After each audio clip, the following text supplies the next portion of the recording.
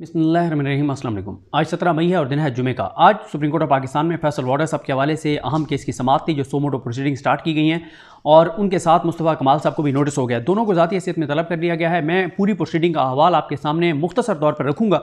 42 minute की ये समाअत थी। चीफ जस्टिस पाकिस्तान जस्टिस काजी फाइज ईसा साहब इस बेंच की सरबराही कर रहे हैं।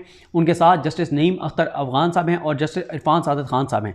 प्रोसीडिंग क्या हुई और मामलात किस तरफ जाते हुए नजर आ रहे हैं, वो सारी चीज़ें मैं आपके सामने रखूँगा।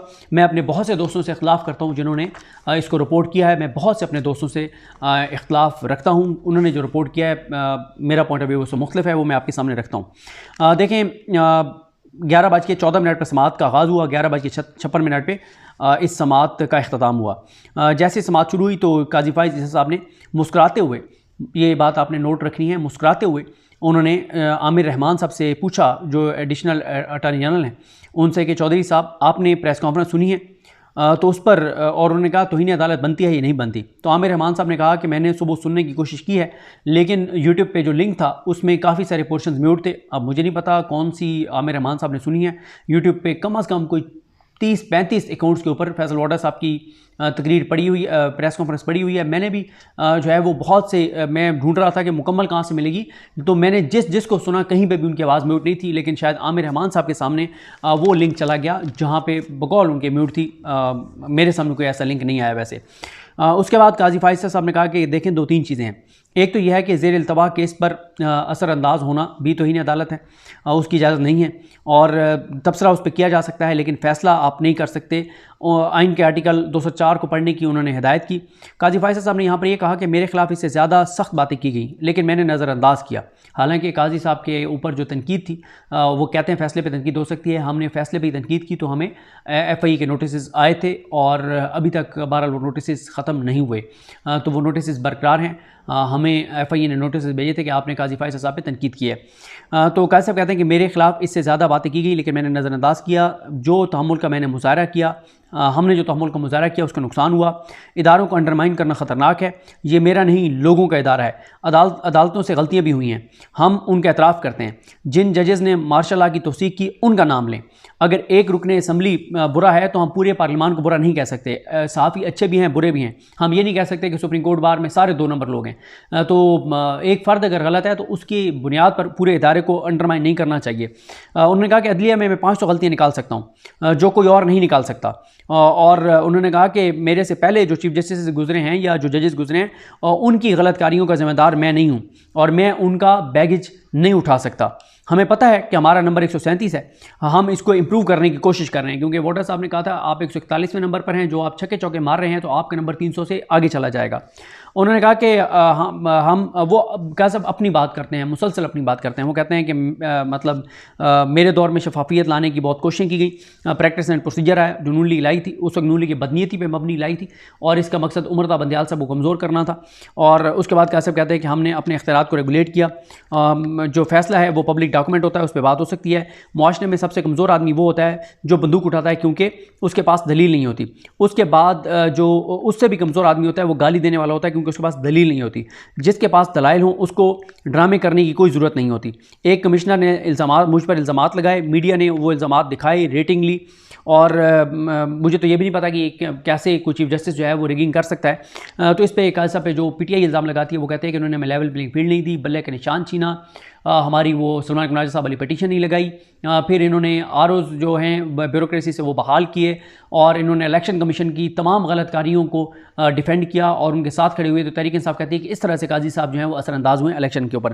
काजी साहब कहते हैं कि मैंने तब तक बहुत तहम्मुल किया जब तक मामला मेरी ज़ात का था, लेकिन मैंने अपनी ज़ात नहीं इदारे का जो है वो हलफ उठाया हुआ है।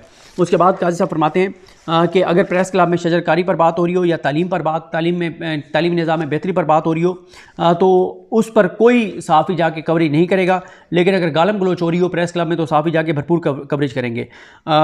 चीखो पुकार करने और ड्रामे करने की ज़रूरत नहीं है, मैच्योरिटी दिखाएं। ये वो फैसल वाडा साहब को कह रहे हैं नाम लिए बगैर। तनकीद करें, हमारा एहतसाब करें। मैं भी चाहता हूँ कि इस दुनिया में मैं अपनी गलत कारियों को ठीक कर लूँ, मेरे ऊपर तनकीद हो, मेरा तसाब हो, मैं गलत चीज़ों को ठीक कर लूँ, इससे पहले कि ऊपर वाला जो है वो मेरे से सवाल करे। वो कहते हैं हम किस तरफ जा रहे हैं, हम कंफ्यूज हैं कि ये तौहीन ताला की कार्रवाई करें ना करें, हमें बताएं हम क्या करें। उन्होंने कहा कि मुस्तफ़ा कमाल ने भी बातें की हैं। मुस्तफ़ा कमाल जो बातें कर रहे थे वो वही चीज़ें पिटीशन कर देते, और तकरीर तो सब करते हैं लेकिन गलती कोई नहीं मानता। जो कुछ किया जा रहा है उसका मकसद सिर्फ जुडिशरी का वक़ार ख़त्म करना है। हम किसी से महाजरा नहीं चाहते। अगर किसी इदारे में बैठा कोई शख्स गलत काम कर रहा है तो उस फ़र्द को अटैक करें। मैं गलत हूँ तो मेरे इर्द गिर्द बैठे जजेस को बुरा भला मत कहें। अगर आप कोई सजेशन देना चाहते हैं निज़ाम इंसाफ के हवाले से तो रजिस्ट्रार को ख़त लिखें, लेकिन ख़त नहीं लिखेंगे क्योंकि उससे शोहरत नहीं मिलेगी। तो काज़ी साहब ने पाकिस्तान के लोगों को ये आइडिया दिया है कि अगर आप कोई चीज़ काजी फैसल साहब के बारे में समझते हैं तो आप रजिस्ट्रार को ख़त लिखें। हाँ, अगर आप समझते हैं कि वो थोड़ा सा हाईलाइट होना चाहिए तो आप रजिस्ट्रार को भी लिख दें, और आप उसकी एक कॉपी भी सोशल मीडिया पे लगा सकते हैं कि मैंने काजी साहब को कोर्ट्स के हवाले से, कोर्ट्स के निज़ाम को बेहतर करने के हवाले से, अदलिया के वक़ार को बहाल करने के हवाले से मैंने ये सजेशन भेजी हैं, वो आप लगा सकते हैं। तो ये उन्होंने एक नया आइडिया दिया है पाकिस्तान के लोगों को, चाहे वो ओवरसीज़ पाकिस्तानी है, पाकिस्तान के अंदर है, आप रजिस्ट्रार सुप्रीम कोर्ट को काजी साहब के नाम ख़त लिख सकते हैं जिसमें आप अपनी तजावीज़ दे सकते हैं। और उसके बाद उन्होंने कहा कि हम जो कुछ कर रहे हैं उसके बाद हमें बैरूनी दुश्मन की कोई ज़रूरत नहीं है। पार्लियामेंट, उन्होंने एक आइडिया भी दिया है जो ये हमले कर रहे हैं सुप्रीम कोर्ट पर, कि आप पार्लियामेंट में बात कर लें जो भी करनी है। लेकिन वहाँ पे भी उन्होंने कहा कि जजेस के कंडक्ट पर बात नहीं हो सकती, लेकिन काजी साहब ने जो उनको आइडिया दिया है कि आप पार्लियामान के अंदर जाके खिताब करें, अगर वो ये करते हैं, वहाँ अदलिया के ऊपर तनकीद करते हैं, तो फिर उसके ऊपर कार्रवाई उनके लिए के ख़िलाफ़ मुमकिन नहीं रहेगी, बहुत मुश्किल हो जाएगी। तो काजी साहब ने उनको कहा कि आप प्रेस क्लब की बजाय पार्लियामेंट में ये तकरीरें करें जो आप प्रेस क्लब में कर रहे हैं। और उन्होंने कहा कि आप हमें तारीख़ का सबक पढ़ा रहे हैं, आपका बहुत शुक्रिया। उसके बाद जहांगीर जदून साहब सामने बैठे थे, सामने, तो जहांगीर जदून साहब से पूछा काजी साहब ने कि आप क्या इस वक्त इलेक्टेड बॉडी का हिस्सा हैं, इस्लामाबाद बार या किसी और तंजीम का? तो उन्होंने कहा जी मैं इलेक्टेड मेंबर नहीं हूँ। उसके बाद अटर्नी जो आमिर रहमान साहब थे उनको कहा गया कि आर्टिकल 204 पढ़ें, फिर आर्टिकल 19 पढ़ें, तौहीन अदालत ऑर्डिनेंस पढ़ें, प्रोसीजर क्या होगा, वो सारी चीज़ें कही गई। और काजी साहब ने कहा कि मैं हमेशा कहता हूँ कि सच बोलें, सच आपको आज़ाद कर देता है। और फिर काजी साहब ज़ोर से मुस्कराए, हंसे। और अटॉर्नी जनरल, उसके बाद उन्होंने पूछा कि प्रोसिक्यूटर कौन होता है कंटेम्प्ट की प्रोसीडिंग में, तो बताया गया कि अटॉर्नी जनरल ऑफिस जो है वो प्रोसिक्यूटर होता है। काजी साहब ने कहा कि आमिर रहमान साहब को कि फिर तो आपके कंधों पे खासा बोझ होगा। तो उन्होंने फिर पूछा आमिर रहमान साहब के नोटिस होना चाहिए, शोकॉज नोटिस होना चाहिए। तो आमिर रहमान साहब खामोश हो गए। उस पर काजी साहब ने या किसी जज ने उनको कहा कि आप ऑफिसर ऑफ द कोर्ट हैं, उसके मुताबिक जवाब दें। तो फिर भी आमिर रहमान साहब खामोश रहे, कोई जवाब उन्होंने नहीं दिया। तो काजी साहब ने कहा कि देखें, हम तो अपनी गलतियां मान रहे हैं, और उन्होंने कहा कि मसला ये है कि कोई यहाँ पे अपनी गलती तस्लीम नहीं करता। उन्होंने कहा कि स्कूल में जो बच्चा अपनी गलती तस्लीम कर लेता है तो उसके साथ टीचर का रवैया मुख्तलिफ होता है, और अल्लाह के यहाँ भी यही है कि जो इंसान अल्लाह के सामने अपनी गलती का इतराफ़ कर ले तो उसके साथ जो सलूक होता है वो मुख्तलिफ होता है। और उन्होंने कहा कि उन्होंने आइन उन्होंने नहीं, पहले उन्होंने कुछ और कहा। उन्होंने कहा ये मुस्तफ़ा कमाल साहब का फिर उन्होंने जिक्र किया कि रुकने पार्लियामेंट हैं। काजी साहब ने फिर अपनी सफाइयाँ बहुत ज़्यादा पेश करते रहे, और काजी साहब ने कहा कि हम पार्लियामेंट को इज़्ज़त देते हैं, आप हमारे साथ ये क्यों कर रहे हैं? मेरे लिए मुक़द्दस डॉक्यूमेंट ये आइन की किताब है। उन्होंने आइन की किताब उठाकर और मुस्कुरा कर कहा कि मेरे लिए ये मुक़द्दस है। ये आइन की पता नहीं अब वो वाली किताब है या इस कमरे अदालत में और आइन की किताब पढ़ी थी, क्योंकि वैसे आइन की बहुत सारी कॉपीज़ पढ़ी हुई हैं, यानी आइन एक ही है लेकिन किताबें ज़ाहिर है बहुत सारी पढ़ी हैं हर कोर्ट रूम में, क्योंकि एक आइन की किताब तो फेंकी थी उन्होंने सरदार तारिक मसूद साहब ने मिलिट्री कोर्स केस में। उन्होंने कहा पता नहीं है बुनियादी इंसानी हकूक़ में कहाँ ले जाएंगे, और उन्होंने आइन की किताब यूं टेबल पे फेंकी थी। पता नहीं अब ये वही किताब थी या ये कोई और किताब थी, ये अब कुछ नहीं कहा जा सकता। काजी साहब ने फिर कहा, उन्होंने कहा कि मुल्क को अंडरमाइन ना करें, लोगों का अदालतों पर एतमाद ख़त्म हो गया तो लोग असला उठा लेंगे और कानून हाथ में लेंगे। उन्होंने कहा कि मेरे मुंह से कभी आपने पार्लियामान के ख़िलाफ़ कोई गलत बात सुनी है? मैंने कभी पार्लियामान के ख़िलाफ़ कोई गलत बात नहीं की। तो उस पर उनको कहा गया कि जी आप तो पार्लियामान में गए थे, आप तो वहाँ पे आपने तो जाके तकरीर भी की थी, वो जिस दिन जरदारी साहब के साथ काजी साहब की तस्वीर भी आई थी। और उन्होंने कहा कि अगर किसी को कुछ शिकवा है तो पिटीशन कर दें, चाहे मेरे खिलाफ ही क्यों ना कर दें। इदारे ना रहे तो मुल्क भी नहीं चलेगा। 3 मेंबर सुप्रीम कोर्ट बार के सामने मौजूद थे रोशना पर। उन तीनों ने कहा कि ये तौहीन अदालत की कार्रवाई बनती है। उसमें मेंबर 2 थे एग्जेक्टिव मेंबर्स, एक साउथ पंजाब से, एक पंजाब से। उनमें एक थे आसिम अली बुखारी साहब, एक थे चौधरी मोहम्मद यूनुस साहब, और फिनांस सेक्रेटरी जो है रफ़ाकत इस्लाम अवान साहब। ये तीनों मौजूद थे और तीनों ने बारी बारी कहा कि जी बिल्कुल तौहीन अदालत की कार्रवाई बनती है। उन्होंने तौहीन अदालत की है। और फिर उसके बाद काजी साहब ने कहा कि फिर उन्होंने कहा कि पुरानी चीज़ें मुझ पर ना डालें, एक बात करते हुए फिर वो उस पर मुस्कुराए। 4 से 5 बार काजी साहब मुस्कुराए, एक बार तो बहुत ज़्यादा वो हंसे और बड़ी अब आ जाते हैं कंक्लूजन पे कि चीज़ें किस तरफ जाती हुई नज़र आ रही हैं। तौहीन अदालत में जेल भी है, नाअहली भी है। क्या मुस्तफ़ा कमाल साहब और फैसल वाडा साहब नाअहल होंगे? तो मुझे बिल्कुल ऐसा नहीं लगता। अच्छा, अब इस पे दो आरा हैं, दो चीज़ें डिस्कस हो रही हैं कि काजी साहब ने क्योंकि काजी साहब आज जो है वो बहुत नरम लहजा था, बहुत कूल थे, लाइव समात भी उन्होंने नहीं की। काजी साहब एक बार भी गरजे बरसे नहीं हैं, एक बार भी बरहम नहीं हुए, एक बार भी डांटा नहीं है, एक बार भी बेइज्जत किसी को नहीं किया। फैसल वाडा के बारे में कोई सख्ती उन्होंने नहीं दिखाई। यानी एक होता ना कि आप बहुत ऊंची आवाज़ में, जिस तरह काजी साहब का एक मिजाज है, बिल्कुल वो नहीं था। हालांकि इससे पहले वो 5-6 वकीलों को बहुत सख्त डांट चुके थे। बल्कि हमारे एक दोस्त मेरे साथ बैठे थे तो वो कहते हैं यार ये क्या हो रहा है, काजी साहब पहले एग्जॉस्ट हो जाएंगे, मज़ा नहीं आएगा फैसल वाडा केस में। लेकिन फैसल वाडा केस में तो काजी साहब बिल्कुल धीमे मिजाज से बात कर रहे थे। अब इस पर जो है वो 2-3 इसके ऊपर चीज़ें हैं कि क्यों काजी साहब इतने धीमे थे। देखें, एक तो मैं ट्वीट पढ़ना चाहूँगा, हमारे दोस्त हैं अहमद अदील सरफराज, उन्होंने क्या ट्वीट किया है, फिर मैं आपको अपनी राय भी बताता हूँ। वो कहते हैं कि कमरा अदालत में चीफ जस्टिस काजी फाइज ईसा का अंदाज़ जारहाना कम और माजरत खाना ज़्यादा मालूम हो रहा था।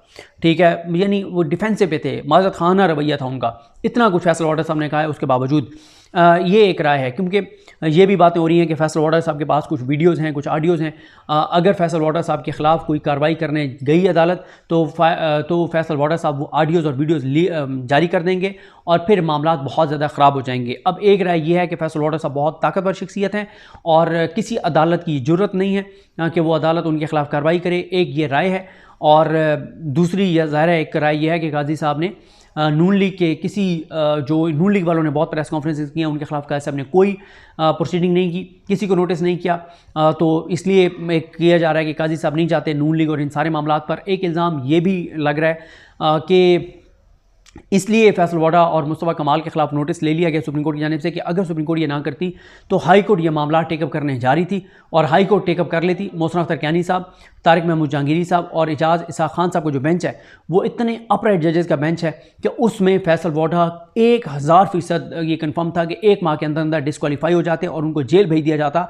तो इसलिए फिर ये किया गया है कि सुप्रीम कोर्ट ही नोटिस ले ले और ये एक इल्ज़ाम है कि इस तरह से इनको बचा लिया गया है। लेकिन मेरा पॉइंट ऑफ व्यू मैं आपके सामने रख देता हूँ। मुझे अगर आप अच्छा गुमान रखें तो अच्छा गुमान यह है कि शायद काजी साहब को भी नज़र आ रहा है कि चीज़ें बहुत ज़्यादा तसादुम की तरफ बढ़ रही हैं अदलिया और हुकूमत के दरमियान, इदारों के दरमियान। तो शायद काजी साहब ने आज बड़े लाइट अंदाज में, बड़ी मुस्कुरा कर, हंस कर, बड़े धीमे मिजाज में, बग़ैर गुस्सा किए, बग़ैर डांटे इसलिए ये हेयरिंग की है कि वो चाहते हैं कि एक मौका दें वो हुकूमत को, इदारों को, कि वो इस तरह से प्रॉक्सी के ज़रिए काम ना करें और चीज़ें अदलिया और हुकूमत और इदारों के दरमियान बेहतर हों, टेम्परेचर नीचे आए, बजाय इसके कि तसादुम हो जाए और चीज़ें बहुत ख़राबी की तरफ चली जाएँ। तो मेरा पॉइंट ऑफ व्यू अगर मैं अच्छा गुमान रखूँ तो ये है। बाकी मैंने आपके सामने सिनेरियोज़ रखनी है जिसमें यही है कि वाडा साहब बहुत ताकतवर शख्सियत हैं, किसी की ज़रूरत नहीं है कोई उनको कुछ कह सके। किसी जज ने उनके खिलाफ कुछ करने की कोशिश की तो उनके पास हर जज की ऑडियोज़, वीडियोज़, इस तरह की चीज़ें हैं, फाइलें हैं। ये उनके बारे में एक उनको हवा बनाया गया है। फैसल वाडा साहब के बारे में एक मैंने आपको बता दिया कि ये इल्ज़ाम है कि काजी साहब ने इस मामले को अपने पास लेके और हाई कोर्ट को वो कर दिया कि आप हाई कोर्ट इस मामले को नहीं ले सकती और ये सारी चीज़ें। लेकिन मैंने आपको अपना पॉइंट ऑफ व्यू बता दिया कि मेरा पॉइंट ऑफ व्यू क्या है। अब एक तो यह है कि आज अटॉर्नी जनरल साहब भी नहीं है और अटॉर्नी जनरल साहब ने हालांकि कल कहा था कि तौहीन-आमेज़ थी गुफ्तगू, लेकिन आज अटॉर्नी जनरल साहब खुद पेश ही नहीं हुए, मंसूर उस्मान अवान साहब। और काजी साहब ने एक बार भी नहीं कहा कि मंसूर उस्मान अवान साहब क्यों पेश नहीं हुए। पैमरा से काजी साहब ने स्क्रिप्ट तो मांगे हैं, लेकिन पैमरा से ये जवाब काजी साहब ने बिल्कुल नहीं मांगा कि पैमरा का कोड ऑफ कंडक्ट इजाज़त ही नहीं देता कि जुडिशरी के खिलाफ इतनी प्रेस कॉन्फ्रेंस लाइव चल जाएँ। काजी साहब ने ना तो पैमरा से इसका जवाब मांगा है, ना सलीम बेग से इसका जवाब मांगा है, ना काजी फाइज ईसा साहब ने कोई पाबंदी लगाई है कि अब फैसल वाडा साहब की कोई इस तरह की गुफ्तगू या किसी की भी इस तरह की गुफ्तगू ऑन एयर नहीं जाएगी। इस तरह की कोई उन्होंने पाबंदी नहीं लगाई। अब 5 जून तक समात मुलतवी हो गई है। 5 जून को इन्होंने ज़ाती हैसियत में पेश होना है, मुस्तफ़ा कमाल साहब ने और फैसल वाडा साहब ने। अगर इन दोनों का मामला टेकअप होता मोहसिन अख्तर कैनी साहब के पास, जो बाबर सत्तार साहब वाला मामला सुन रहे हैं, अगर उनके पास टेकअप होता तो फिर तो आप जो इस वक्त पाकिस्तान का आइन कानून है और जो होना चाहिए, जो जजेस का हलफ जो कहता है उसके मुताबिक, तो 1000% आप यकीन से कह सकते थे कि ये डिस्क्वालीफाई भी होते, दोनों जेल भी जाते। लेकिन अब क्योंकि मामला काजी साहब के पास है तो काजी साहब चाह रहे हैं कि चीज़ों को थोड़ा सा कूल डाउन करें, मिल के हुकूमत के साथ, इदारों के साथ मिल के चलें और कोई ऐसा काम ना करें जिससे तसादुम बढ़े। तो अब मुझे बिल्कुल नहीं लगता कि कोई जो है वो बड़ा फ़ैसला आएगा, क्योंकि मैं इसलिए शुरू में कहा था कि मैं अपने दोस्तों से इख्तलाफ़ करता हूँ। जो मेरे दोस्त ये बात कह रहे हैं कि आज पता नहीं ये हो गया, वो हो गया और फ़लाँ हो गया, फ़लाँ हो गया, ये कर देंगे, वो कर देंगे। मुझे ऐसा कुछ होता हुआ नज़र नहीं आ रहा। मुझे बिल्कुल ये मामला ये नज़र आया कि काजी साहब मामले को कूल डाउन करना चाहते हैं और खुश असलूबी से इदारों और हुकूमत के साथ मामलात को बेहतर करके आगे चलना चाहते हैं। वो नहीं चाहते कि तसादुम बढ़े और चीज़ें मज़ीद ख़राबी की तरफ जाएँ, और ना ही वो कोई नज़र आ रहा है कि वो कोई अकाउंटेबल ठहराएँगे फैसल वाडा को, और फैसल वाडा को टफ टाइम मिलेगा नहीं। फैसल वाडा साहब के लिए चीज़ें बिल्कुल आसान हैं, कोई उनके लिए मुश्किल नहीं है।